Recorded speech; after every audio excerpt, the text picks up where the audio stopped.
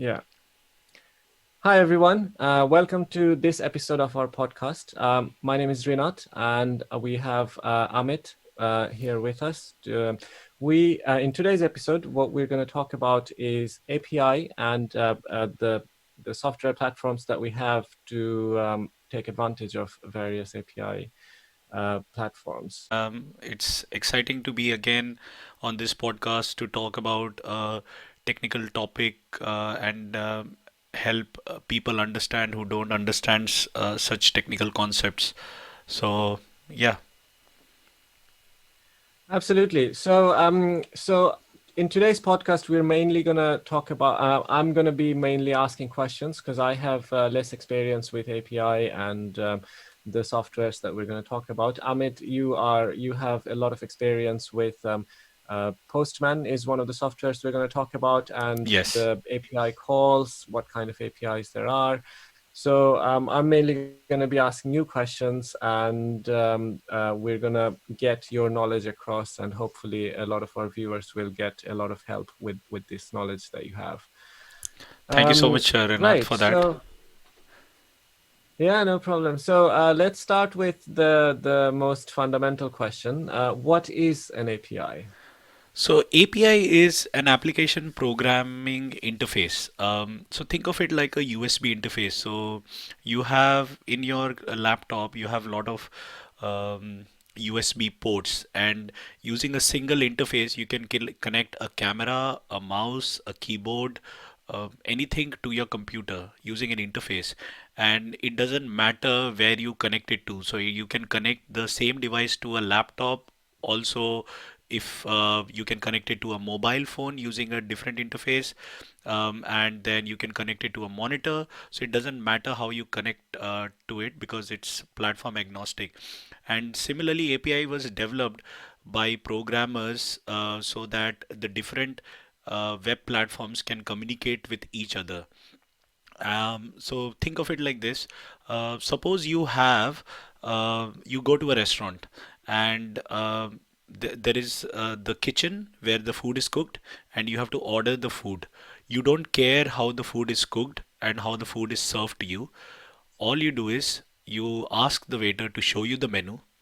You select from the menu a list of items that you want to eat, and then the waiter takes that order, passes it on to the a chef in the kitchen. They prepare the order and send the food to your dining table. The waiter here is doing the job of an API. That's what it is. Right. Okay. Okay, that's very interesting. So in reality, what happens is websites have the data in somewhere uh, wherever they have placed the data, but then when we go to that website using a web browser, that's not an API, is it? What So there are ways to so that's access. another way of. Yeah, so let me explain here. So in a web browser, what you're doing is you are typing an address, which is the URL, which everyone knows by a URL. And when you type that URL, it sends the request to a server. The server responds with a page, Mhm. which is an HTML code.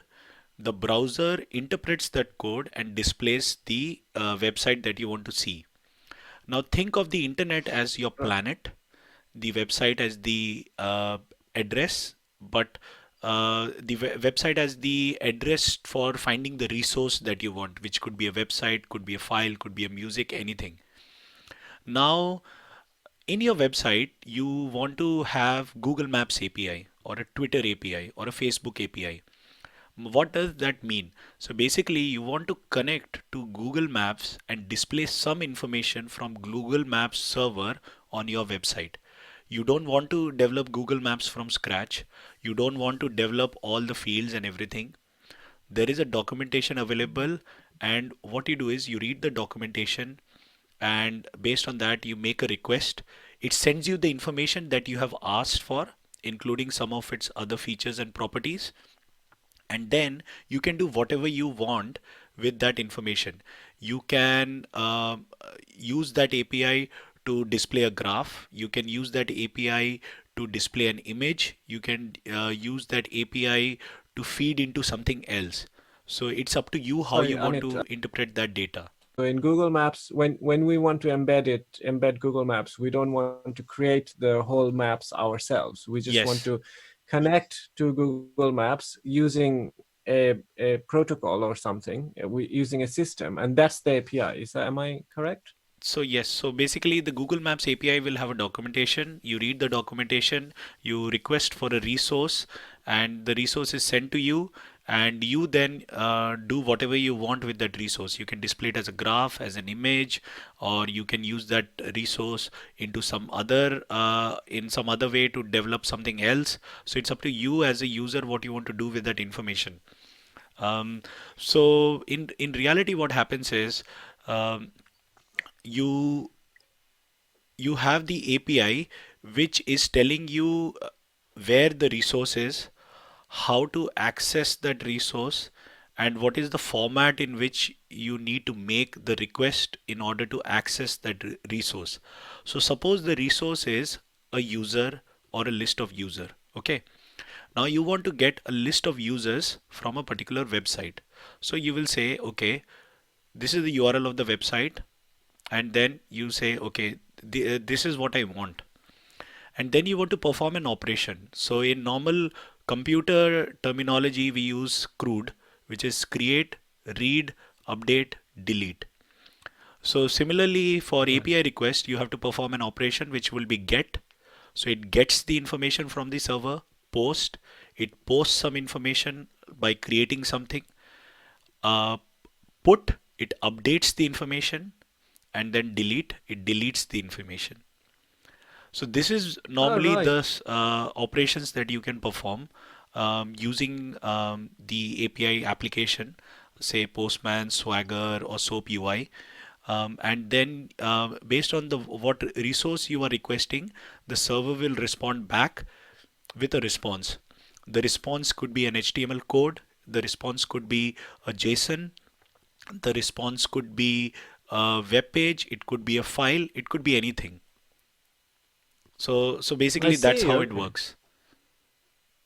Right, and that's very interesting. I mean, there is only four things, come to think about it. There's everything that we do on the internet is you can, break it down into just these four things. Because with these four commands, you can do anything you want to do. So Exactly. that's very interesting.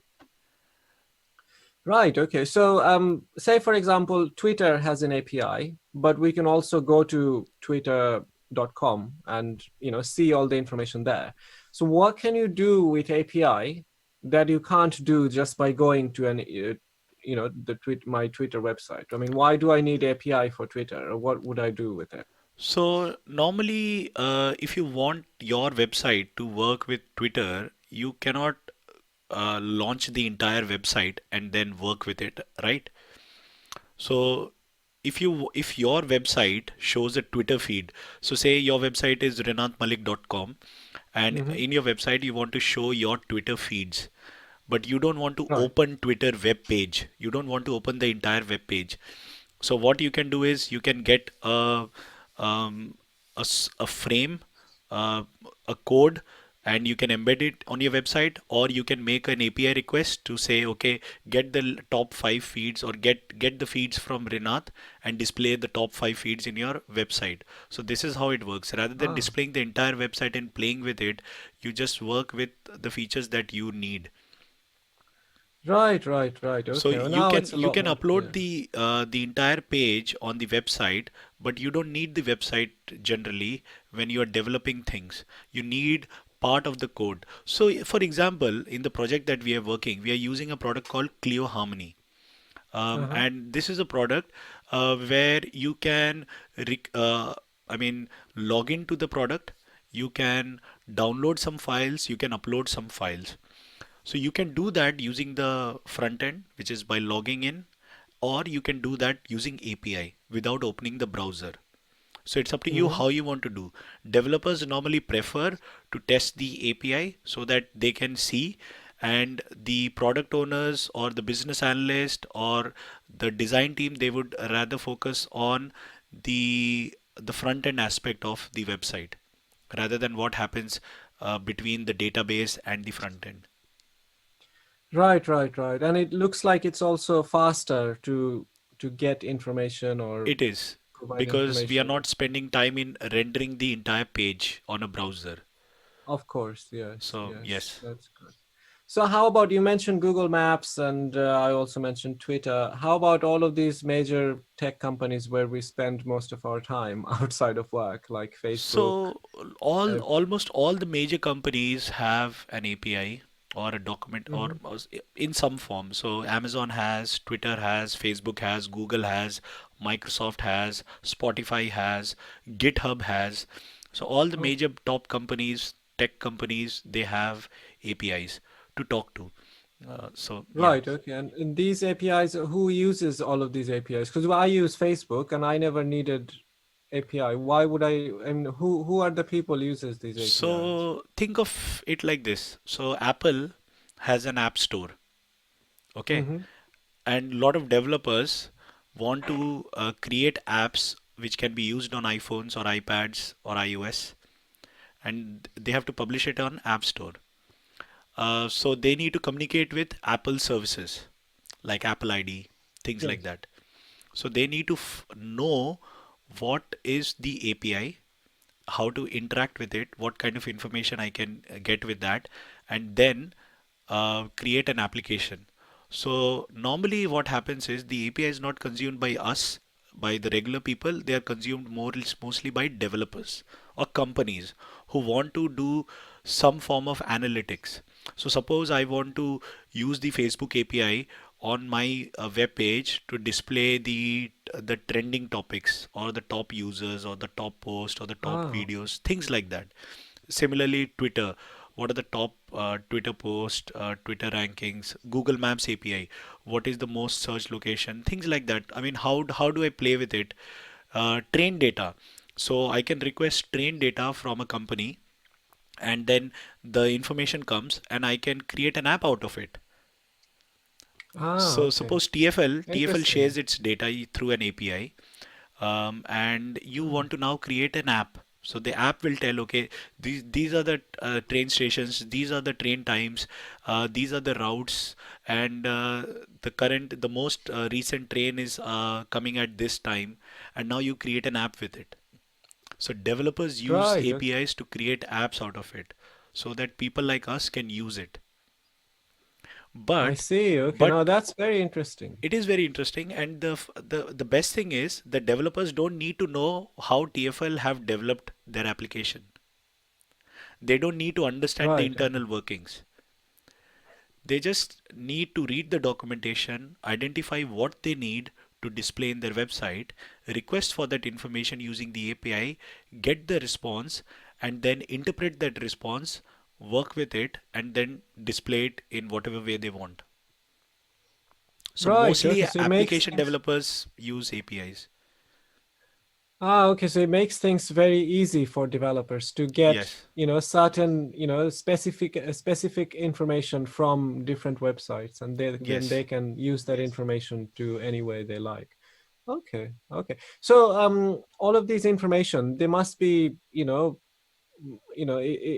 it free for everyone to use? Because these information are valuable, so it must be, maybe there's some sort of restriction there, or. So think like this. If it is close, I mean there are basically three types. You can have a private API, a public API, and a Mhm. partner API. A private API is Okay. internal to the company, so only company has access to it. A public API is open to everyone, so they can just go to Amazon or Google Maps API, read the documentation, and start accessing using some tokens, Uh-huh. like an authorization key. And then you have partnership, where your API is available to the partners you work with, and only to them, not to the entire public, because you want to help your Right. partners. So say you open the Amazon API to only people who are selling on Amazon, rather than the I entire public. see. I'm giving an example. It may not be the case, but I'm just giving an example. Of course, yeah, no, it makes sense. So there are three types. One is public, and the APIs that are public, anyone can sort of sign up and get information from those public Yes. APIs. But the other ones are obviously restricted to either just the partners or the employees and that kind of thing. Yes. Okay, yeah, no, that makes sense, because if all the company information was available to everyone, that would be that would be dangerous. No, Okay, but so hear me out. So this is not the company information, as in who works for the company and things like that. This is information about what the company is selling, what the company wants to market, and things like that, which it actually wants people outside the company to have access to, or maybe within the right, right. company itself, but access to. So like an HR system will not be public, even may not be open to all the employees within the Uh-huh. organization, but Yes. the documentation, a technical documentation for a particular software might be open to everyone in the company, even though it's a private Yes. API, right? So it's Mm-hmm. something similar. So the financial details may not be open to everyone in the company, but things like the policy documents will be open to everyone in the company. Right, right, right. Okay, okay. So based on the type of API, you can control what data is open to Yes. who. Okay, okay, of course. So obviously API is the system or the way to connect to Is an these interface. in- is an interface to connect to this information. But you can't just you know turn on your computer and have API. You have to have like a software which will do that connection between the server. So what kind of softwares are there to make API connections? So so So, I mean, I think before we go to the softwares, I think we also need to understand what are the different types of APIs that we currently have in the industry. So, we have Of something course. called as SOAP API, Simple Object Right. Access Protocol, which is purely XML based. So, it is quite data intensive. So, it has the XML will have an envelope, it will have a header, it will have a body inside the envelope, and then that is sent across. Now, we all are familiar with Right. XML. So, XML is platform agnostic. So, anyone who wants to use an XML, they can easily, independent of, irrespective of the system, they can use the XML. The other type of APIs are REST APIs. So this is Mm-hmm. following certain patterns. There are six major patterns. I'll not get into too much detail because I think it's not suitable for the audience. But essentially, it handles HTML, JSON. JSON stands for JavaScript Object Notification, and HTTP and XML as well. So other file formats, and you communicate using the HTTP interface. And the last type of API which is currently quite popular is a GraphQL, Graph Query Language. So Facebook came up with GraphQL, Microsoft came up with SOAP, and GraphQL is basically to overcome some of the limitations of REST API, where the REST API, whenever you send a request, it gets all the information available for that particular resource, whereas GraphQL gets only the information that you query for.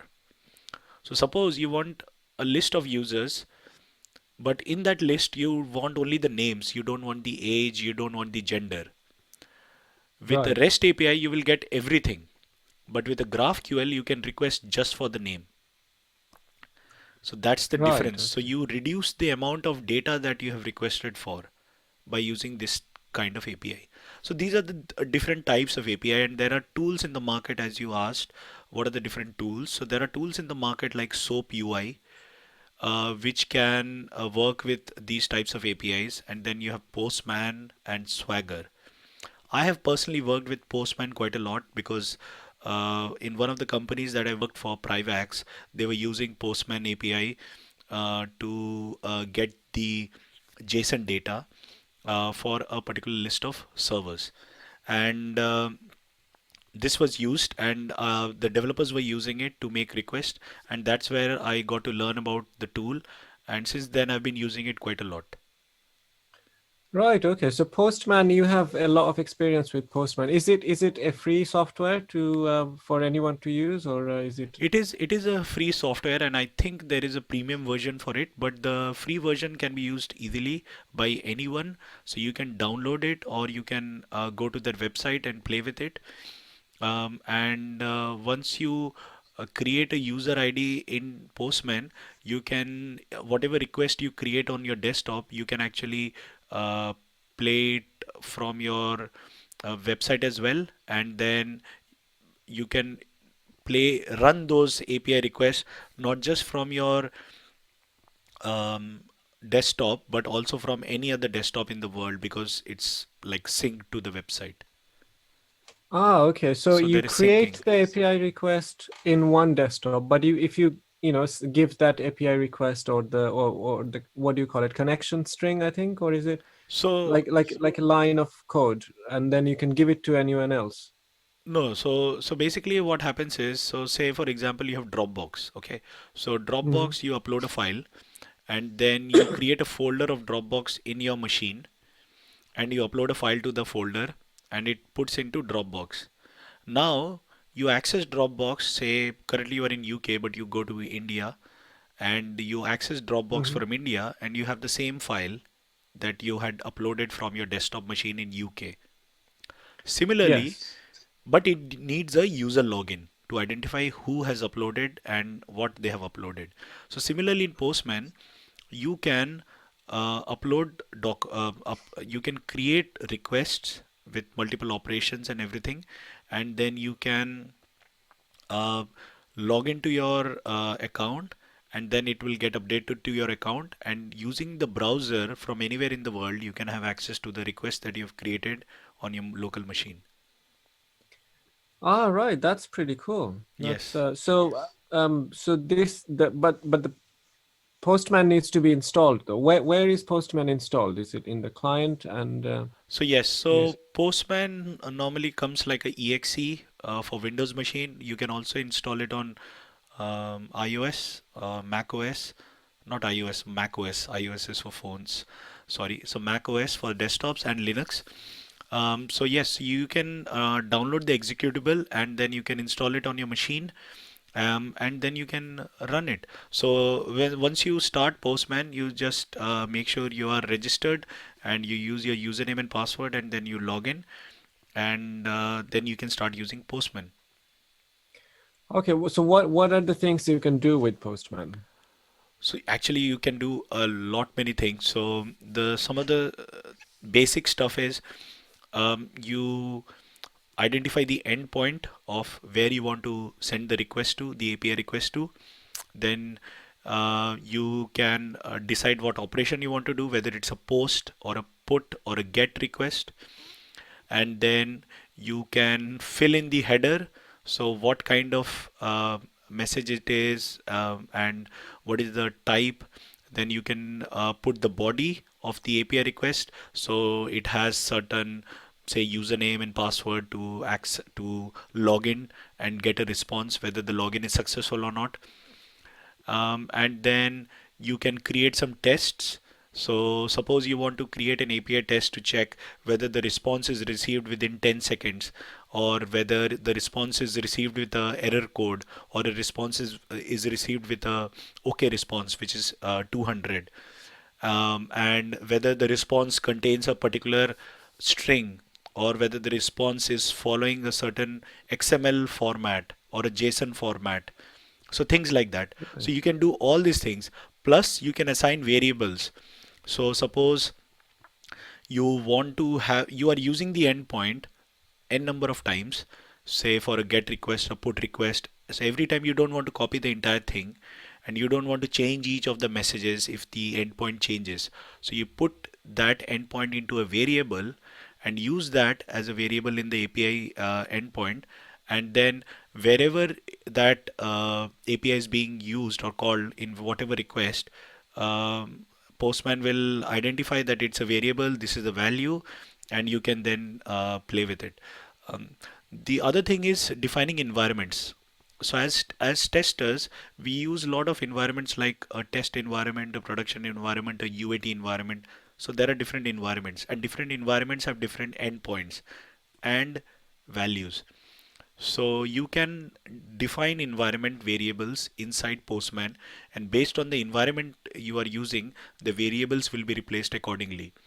So suppose there is an endpoint for uat.twitter.com or uat.twitter.com/API, then production.twitter.com/API, and test.twitter.com/API.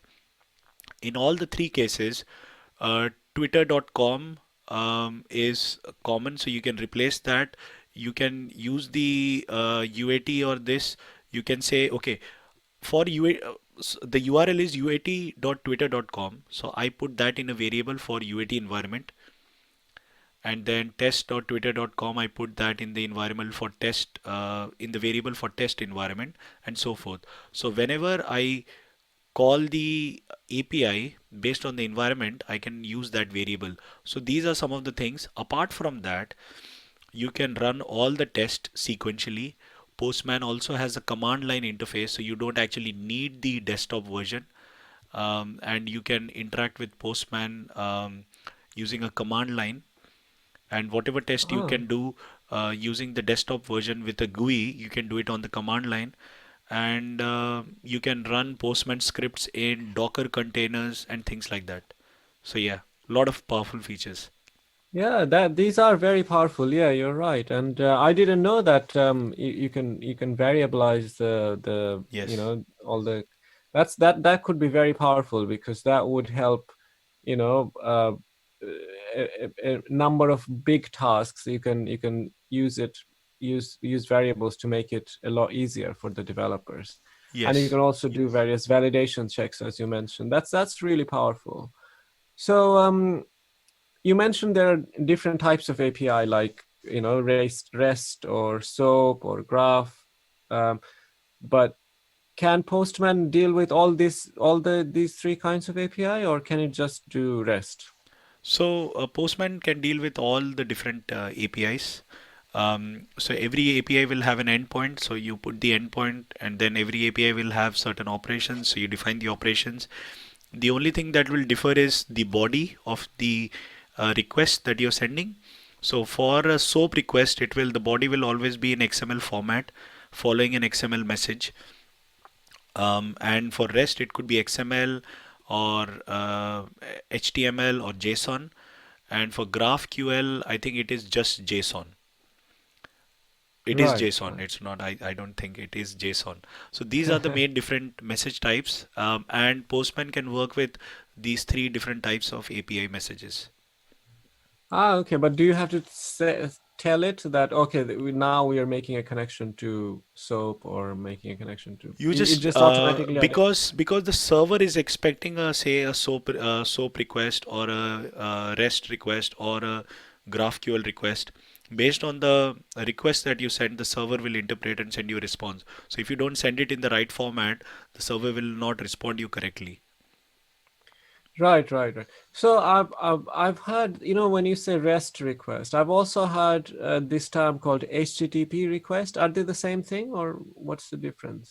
So it uses the HTTP protocol to connect. So if you look at the endpoint of REST, it is Mm-hmm. nothing but a URL, and that URL is similar to the URL of a web page. I see. So Okay. it is using the hypertext transfer protocol to communicate over the internet to a server. I see. That's why it's called HTTP request. I was thinking maybe it's because, it's No. websites, but no. Okay. Okay. That's good to know. Um, then I mean, obviously you mentioned all these three types, SOAP, REST, and Graph. Which one is best, or which one is ideal for what kind of work? What's the difference? So SOAP is normally used in industries that want a lot of security, say Okay. banks, insurance companies. REST is pretty much it's very simple to use, and a lot of people who have standard interfaces, they normally go for REST. Graph is used for people who or users who want to have control over the information that they request for. So they don't want overfetching or underfetching. So they don't want everything and they don't want less of something. And with GraphQL, you can query multiple endpoints in one query. Right, right, right. So it Okay. depends So upon the use case. so you mentioned SOAP is for, organization that requires, many more security. Does it mean that REST and Graph are less secured or? It's secure based on the way it's implemented. Right. Okay. So the messaging format for SOAP has some inbuilt security, but for REST and Graph, I wouldn't say it's less secure, but it's based on how it's implemented, the specification. I see. I see. Okay. But in SOAP, by default, it has to be more secure. It That's has to the be, yeah, because it is very verbose. So it is very, I mean, you have to define every data type. So it's very particular. Right, right, right. Okay. So I think you've mentioned already you can, going back to Postman, you can install that in any operating system, Linux or Yes. Mac, etc. as well. Okay, how about Chrome extension or mobile app? Do Postman have any of I those? think there is a Chrome extension, but you can actually run Postman from a browser by just logging into Postman using your user ID and whatever request and response, whatever request you have created in your Postman desktop version, you can access them from the website. Apart from that, Oh, Postman has a mobile, it's a mobile proxy server. So whatever request is going from your mobile, the request can go via the proxy server of Postman and you can see the request going through Postman. It's right. not, Okay, so it's like uh, a monitoring. it's like a monitoring. So all the traffic is going via Postman. Uh, so it's something different to making a API request. Right, right, right. Okay. So it's not API request, but you can still monitor all the data that's going, and you can check Yes. if you find any anomalies, etc. Exactly. So suppose you connect your Right. mobile phone and it's sending data to Google or Facebook without your knowledge, you can see it Mhm. in the calls that is being made because it's a proxy Right. server. So all the requests are going from the server and you can see the list. Ah, okay, okay. So maybe this is a little bit deviation from today's topic, but what's a proxy server? Okay, a proxy server is nothing but a redirection. So suppose you Right. send your request from your computer to a server, say google.com. So google.com sits on a machine, which is the Google server. And you have a Mm-hmm. machine, Rinat machine, and Rinat's Mm-hmm. machine sends a request to Google server from UK. Mm-hmm. Now you want to send the request from India, but you're not in India. So Right. what would you do? So you send a request to a server in India, and that server sends the request to Google on your behalf from India. And Google will think that the request is coming from India and it will serve the local content suitable for Indian users. So proxy server Right. is redirecting your request or making sure that the request goes through that server instead of going through directly. Now what happens is that because the request is going through the proxy server, you can monitor the information on that server. It is similar to an ISP server. So you actually don't make a request directly to Google. You actually send a request to the ISP server, the internet service provider, and they then send a request to Google, and then it comes back to the ISP, and then it comes back to your machine. Now, this is how criminals or people who want to get into criminal activities get caught because they forget about this part. So, police normally or the law enforcement agencies they normally contact the ISPs for the record of okay, what IPs have connected in this particular duration, where is this request coming from, and where is this request going to. So So ISPs can be considered a proxy server because you're not sending the request directly to google.com. You send it, so if you have a connection from BT or Virgin, you send the request to their uh, server and they then send it to them. Right. Okay. That's very interesting to know, actually. Yeah. So, going back to Postman and its capabilities, what in terms of security, you mentioned SOAP is very secure, but can Postman do various, like, do like secured connection? Can it handle OAuth signatures or things like that? Yes, so Postman, so normally in order to access an API, you would normally need a token or a username or a password, and Hmm. Postman can handle all those types of requests. So it can handle OAuth Right. tokens, it can handle basic HTTP username and password login methods, it can handle without any username and password. So it can handle all those tip types, and it can work with HTTPS and HTTP. So HTTP normal, which are not secure, and then the HTTP secure websites as well. Right. Okay. Okay. So is there anything that Postman can't do that I mean, others? I've used it to the extent based on the business requirements. So these are some of the things that I can think of. But I'm sure there are Mhm. tools that can do something else as well. But Postman and SOAP UI are quite popular.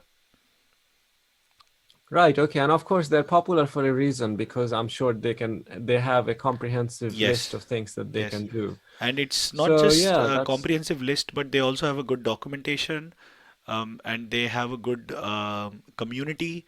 So yes, it's easy to start and work with it.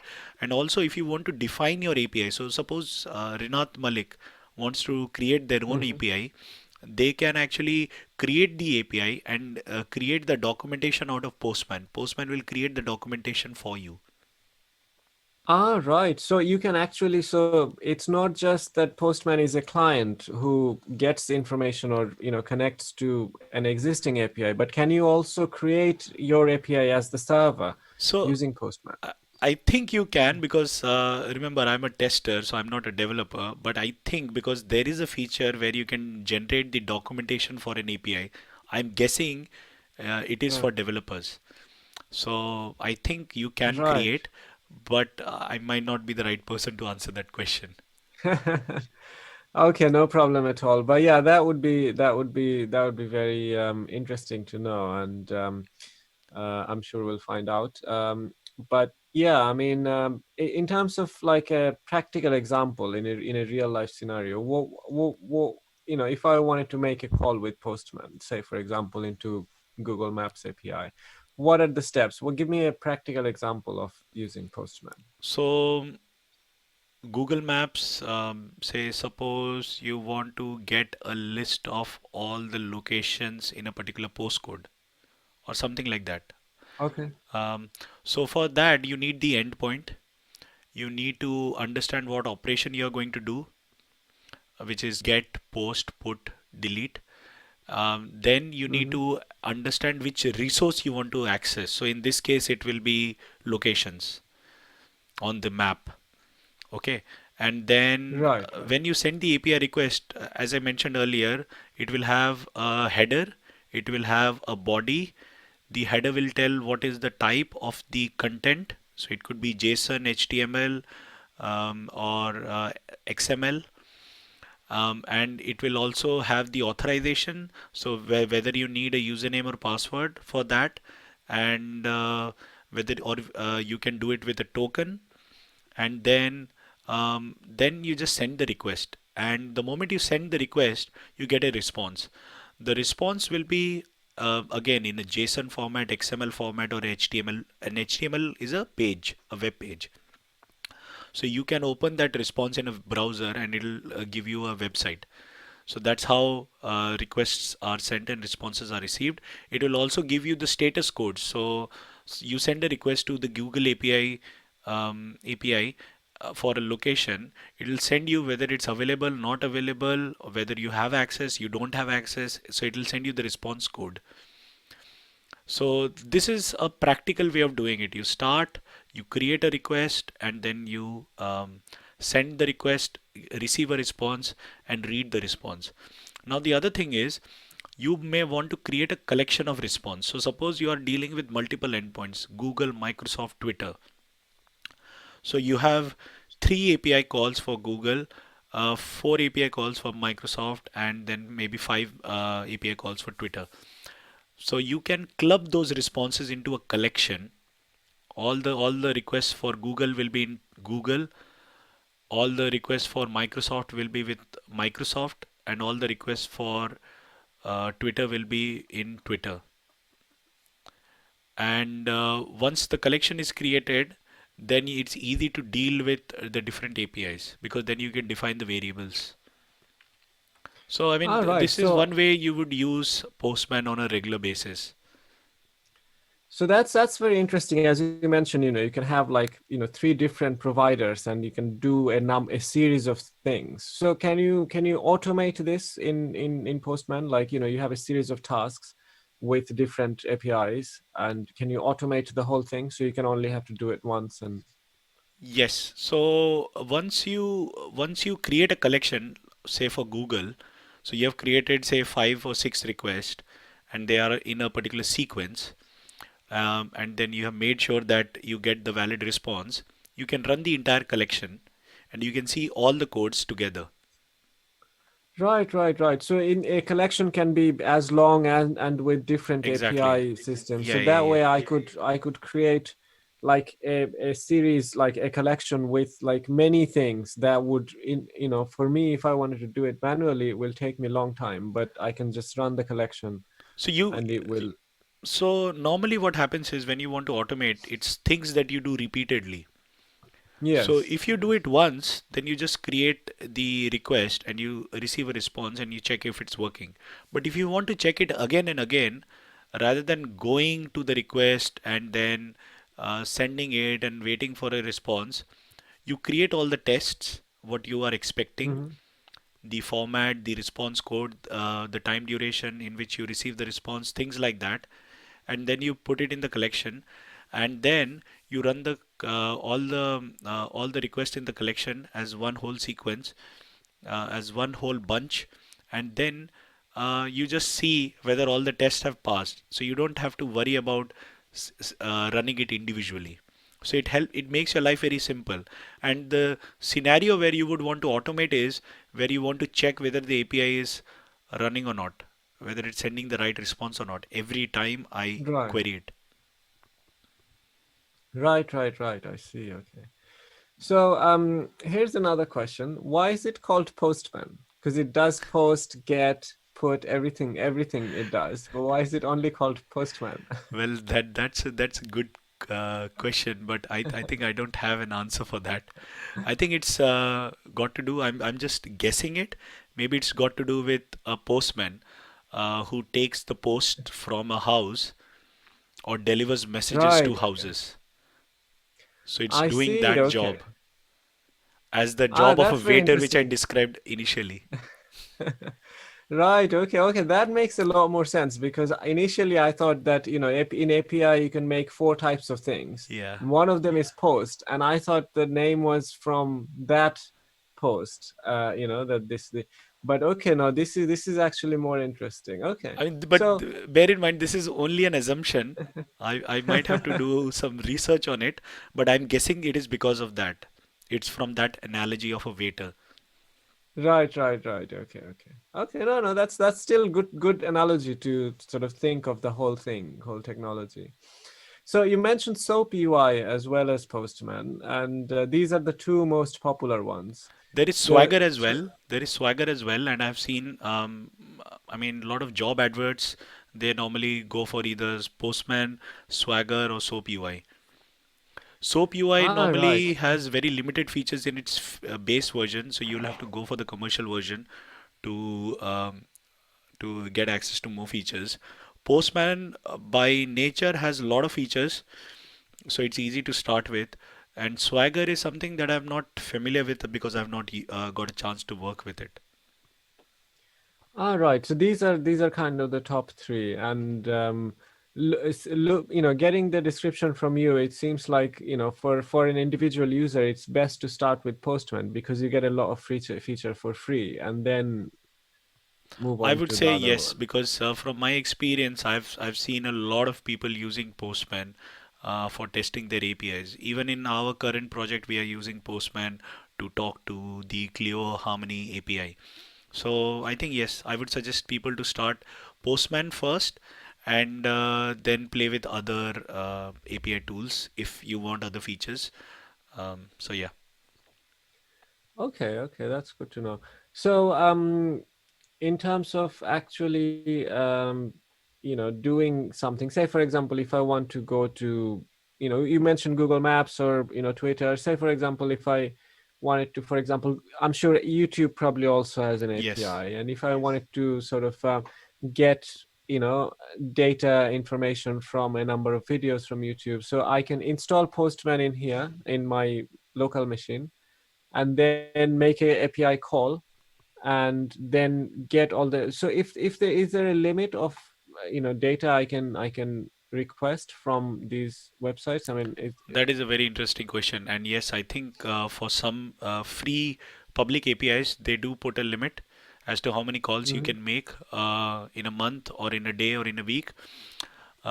Because they don't want spam requests, not scam, sorry, spam requests to come to their server.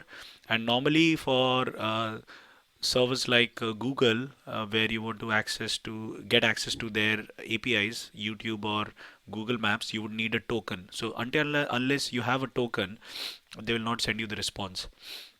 And in order to receive a token, you have to register with the email ID. Right, right, right. Okay. And is it that, so how do I know before, say for example, how do I know whether YouTube is using SOAP or REST, or, what kind of API they're using before? So, most of the companies will have a documentation for their APIs that they are using, and the documentation will tell what kind of request they accept and how to send the request and how to say what kind of response you can expect from the request that you send. They will also tell the authorization if anything is needed, the headers that you need to send, and the content type.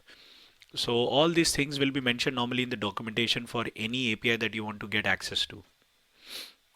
Right, right, right. Okay. And so, if someone knows, Postman inside out, or SOAP UI inside out, is it enough to sort of, get a full-time job based on this skill? Just making API connection, or is it just one of many skill you have to get a like So the a job IT will not related? be to use Postman. The job will be either to test APIs or to develop APIs. So I think that is the Right, job. right, right. So APIs are quite So is crucial. there like a full-time API tester? Because if I test, say for example, I don't know, Facebook API once, that's one testing is done. You don't, but someone whose job is to test APIs, they just did their finish. I mean, is there a need to keep testing many things, or? So it is an interesting question because think like this. Whenever you deliver a product, you keep updating its features. Mm-hmm. Similarly, Yes. with an API, the test would be before its launch, so you make sure that everything is working, the response and everything. But over a period of time, your website changes, so the API request changes, so you need to do some test on it. You can either automate it or you can hire a tester who can do testing for you. Um, Right. so essentially, APIs are ways in which web applications interact with each other independent of the platform. So I don't care whether the server is running on Apache or NGINX or anything else, and I don't care if it's written in Java or Python or C++. I send the request, I get a response. That's all I care. I don't even care what the Right. database is and things like that. So for a developer, that is quite useful, and similarly for a tester, because a tester will get the advantage of knowing how the application behaves based on the request that is sent and the response that is received. So it's good to understand the application, but there is, you cannot say API testing as a whole is a job. It is a part of a job of a much bigger thing of testing in general or of developing in general.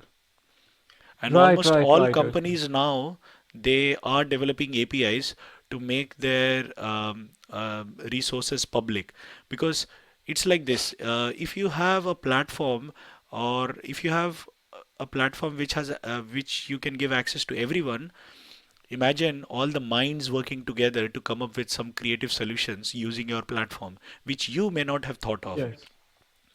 So this Yes, is a very absolutely. powerful way to give access and for people to come up with solutions that even companies have not thought about.